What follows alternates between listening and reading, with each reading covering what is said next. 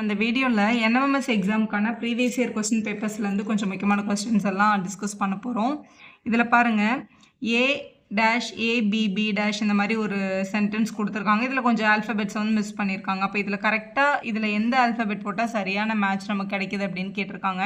இதை ஈஸியாக கண்டுபிடிக்கிறதுக்கு உங்களோட கொஸ்டின் பேப்பரோட கடைசியில் ரஃப் ஷீட்டுன்னு அட்டாச் பண்ணியிருப்பாங்களா, அதை அவங்க கொடுத்துருக்க ஆர்டரை எழுதிக்கோங்க.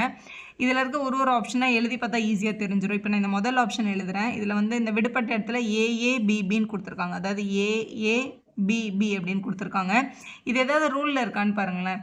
3A இருக்குது, அப்புறம் 2B 2A, அப்புறம் திருப்பியும் 3B இருக்குது, அப்புறம் ஒரு ஏபின்னு இருக்குது. சரியான மேட்சாக தெரியல. இப்போ இந்த மூணாவது ஆப்ஷன் நம்ம எழுதி பார்க்குறோம். இதில் வந்து ஏபின்னு இருக்குது. ஸோ இது ஏ, இது பி, இது ஏ, இது பி அப்படின்னு கொடுத்துருக்காங்க. இதில் பாருங்கள், 3A இருக்குது, 3B இருக்குது, 2A இருக்குது, 2B இருக்குது, ஒரு ஏ இருக்குது, ஒரு பி இருக்குது.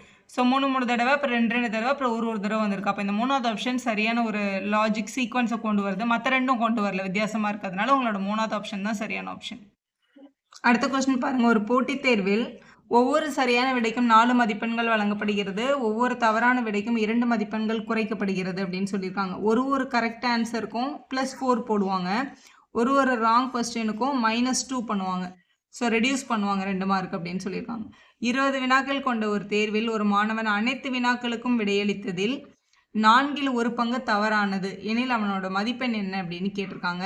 மொத்தமாக அதில் எவ்வளோ கொஸ்டின்ஸ் இருந்ததுன்னா 20 வந்து டோட்டல் கொஸ்டின்ஸ் இருந்துச்சு. அதில் அவன் எத்தனை கொஸ்டின் வந்து தவற ஆன்சர் பண்ணியிருக்கான்னா 1/4. 1/4 ஆஃப் 20 வந்து அவன் என்ன பண்ண கொஸ்டின்ஸ் வந்துன்னா ராங்காக எழுதின கொஸ்டின்ஸ். ஸோ ராங் கொஸ்டின் வந்து 1/4 அப்படின்னா 20ல் 1/4ன்றது இப்படி கேன்சல் பண்ணால் தெரிஞ்சிடும். அப்போ 5 கொஸ்டின் வந்து அப்போ தப்பாக ஆன்சர் பண்ணியிருக்கான். மொத்தமாக 20 கொஸ்டின் இருந்தது பேப்பரில். 20 கொஸ்டினில் 5 கொஸ்டின் வந்து தவறாகவும், அப்போ மிச்சம் இருந்த 15 கொஸ்டினுக்கு வந்து அவன் என்னவும் பண்ணியிருப்பான், கரெக்டாக ஆன்சர் பண்ணியிருப்பான். ஏன்னா மொத்தமே அந்த கொஸ்டின் பேப்பரில் 20 கொஸ்டின்ஸ் தான் இருந்தது. ஸோ தப்பாக எழுதின ஒரு கொஸ்டினுக்கும் எத்தனை மார்க் ரெடியூஸ் பண்ணுவாங்க, -2 ரெடியூஸ் பண்ணுவாங்க. அப்போ 5 டைம்ஸ் -2 அவனோட பேப்பரில் நடந்திருக்கும். 15 கொஸ்டின் கரெக்டாக எழுதியிருந்தான்ல, கரெக்டாக எழுதின ஒரு கொஸ்டினுக்கும் +4 மல்டிபிள் ஆகிருக்கும். ஸோ 15 டைம்ஸ் 4, ஒரு கொஸ்டினுக்கு 4 மார்க் அப்படின்னா 15 கொஸ்டின்ஸ்க்கு 15 × 4 அவனுக்கு மார்க் கிடச்சிருக்கும். ஸோ இங்கே வந்து 5 2s are 10, இது நெகட்டிவ் மார்க்குனால -10ன்னு வந்திருக்கும். 15 4s are வந்து 60. அப்போ 60ல் 10 மைனஸ் பண்ணி தான் அவனுக்கு மார்க் கொடுத்துருப்பாங்க. அப்போ 15 அவன் வாங்கின மார்க் நம்மளோட 4th ஆப்ஷனில் இருக்குது பாருங்கள். அடுத்த கொஸ்டின் பாருங்கள். ஒரு கிளாக்கில் டைம் வந்து 12:30 இருக்கும்போது அதோட 2 முள்ளுக்கும் நடுவில் இருக்க கோணம் வந்து எப்படி இருக்கும் அப்படின்னு கேட்டிருக்காங்க.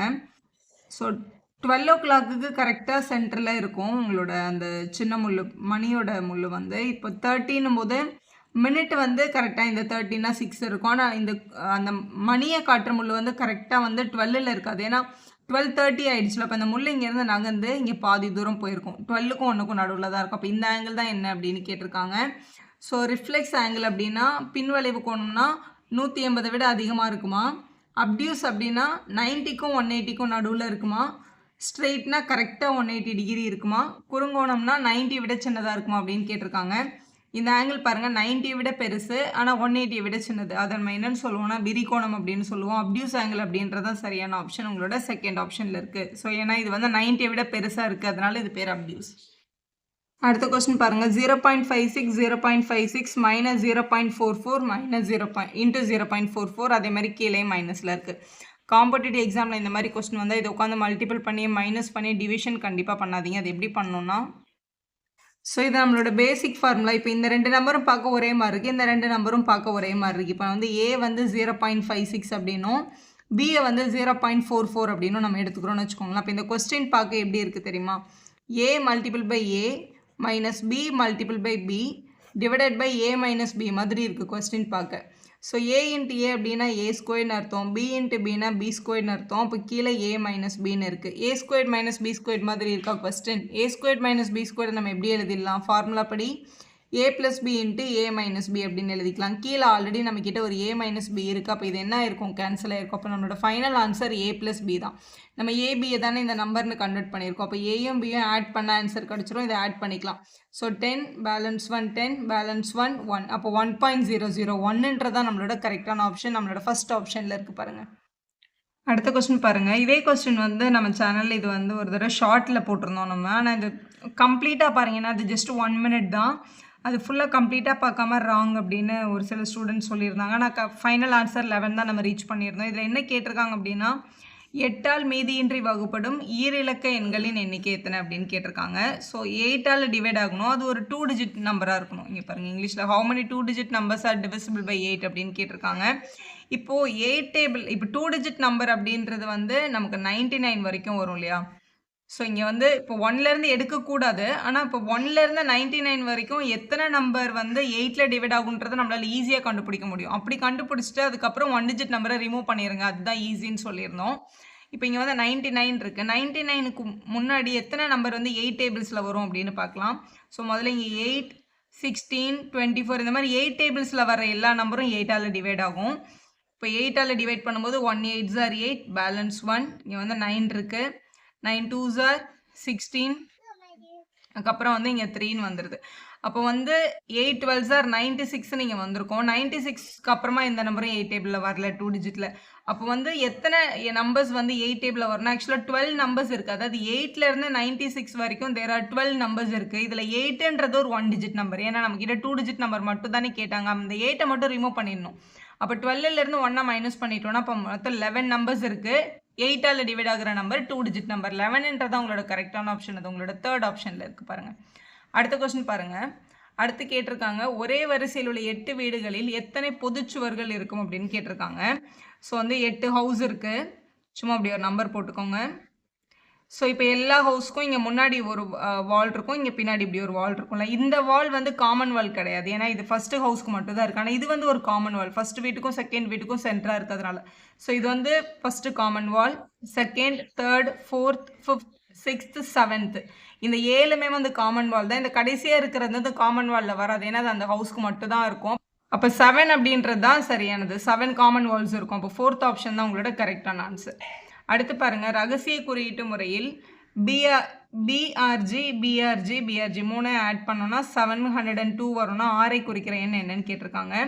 ஸோ அவங்க கொடுத்துருக்காங்க பிஆர்ஜி ப்ளஸ் பிஆர்ஜினா இது 1 டைம் 1 3 ஒரே மாதிரி இருக்கிறதுனால அப்போ 3 பிஆர்ஜியை நம்ம ஆட் பண்ணும்போது நமக்கு 702 வருது அப்படின்னு அவங்க சொல்லியிருக்காங்க.